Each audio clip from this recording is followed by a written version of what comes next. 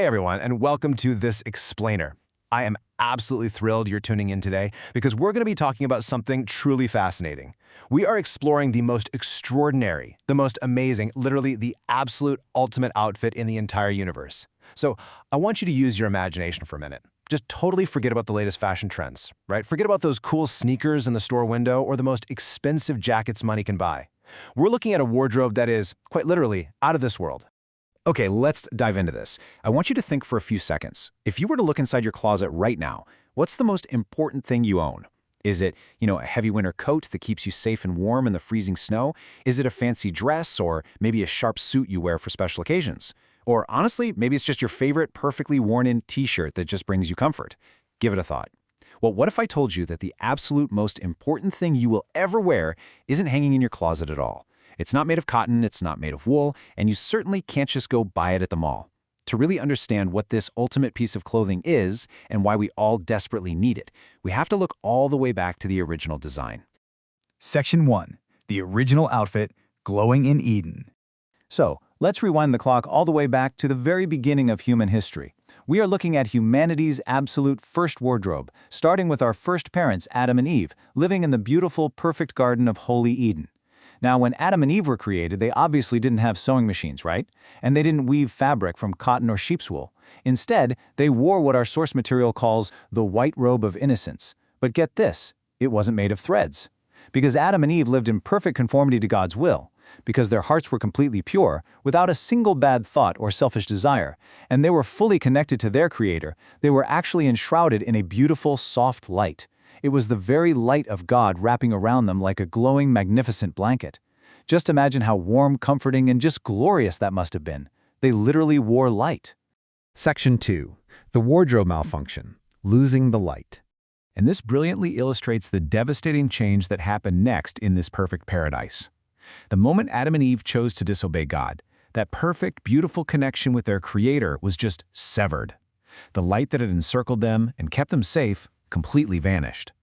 So on one hand, we had our first parents originally covered in God's glorious light, totally innocent, joyful, and completely secure. But the very second sin entered their hearts, they were left totally naked, vulnerable, and ashamed, and they panicked. In this desperate attempt to cover up their massive mistake all on their own, they grabbed these crunchy, scratchy, sticky fig leaves from the trees and tried to sew them together for a covering. Think about how incredibly uncomfortable, itchy, and flimsy a shirt made of dry leaves would be.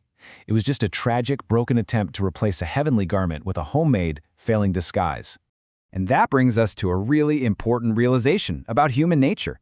Because just like those flimsy, tearing fig leaves, human beings today often try to cover up our own mistakes by just trying to act really, really good on the outside. We try to sew fig leaves by pasting on a polite smile, even when we're harboring mean thoughts or jealousy or anger on the inside. But the prophet Isaiah gives us a major reality check. He says, all our righteousnesses are as filthy rags. Now, righteousness simply means doing the right thing. But when we try to be perfectly good all by ourselves to cover up the bad things we've done, it is quite literally like trying to clean a muddy face with a dirty, muddy towel. It doesn't fix the problem at all. It just smears the dirt around and makes a way bigger mess.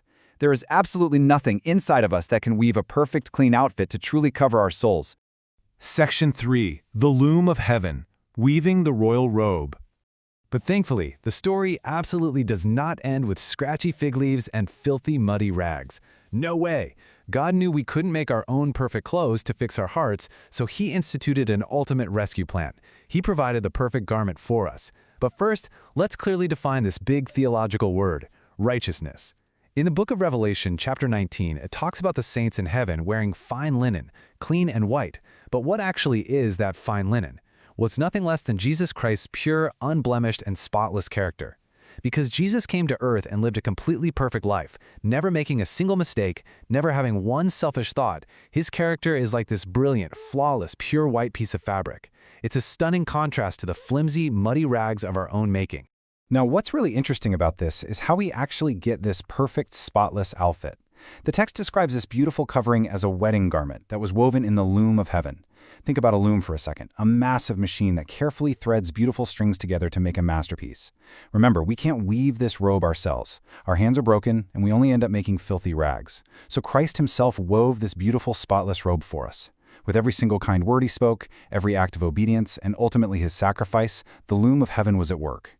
And the absolute best part of this incredible news, he offers this royal robe freely to you. It's completely a gift. Through faith, when we receive Jesus as our personal Savior, his perfect character is imparted, meaning it's directly given to us to cover our hearts perfectly. Section 4. Choosing your clothes. Wearing Christ's character. So the absolutely crucial point here is understanding what this means for you when you wake up every single morning. Especially for the youth and the little children watching this explainer, you have the amazing opportunity to choose this royal robe for yourselves daily. But first, it is so important to understand that Christ's beautiful robe is not a Halloween costume. It never covers up deceit or hypocrisy. You can't just put on this robe and keep purposely acting badly underneath, thinking God won't notice your secret actions. The eye of God is upon us, and he is a perfect discerner of our hearts. We cannot hide our true selves or our mistakes from our Maker.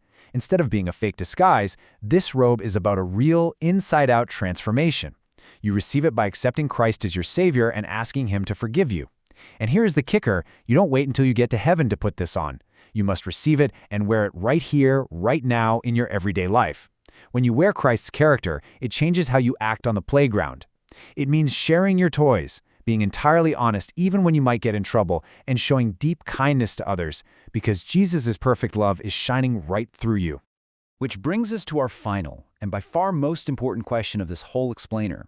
Will you keep trying to hide behind scratchy, uncomfortable fig leaves of your own making, just relying on your own filthy rags to look good? Or will you step into the loom of heaven, trust in the perfect, beautiful character of Jesus, and let the Creator weave his absolute perfection into your heart today? The ultimate wardrobe is wide open, and a flawless white wedding garment is waiting for you as a free gift. What will you put on today? Thank you so much for joining me for this explainer. Keep learning, keep growing, and I'll see you next time.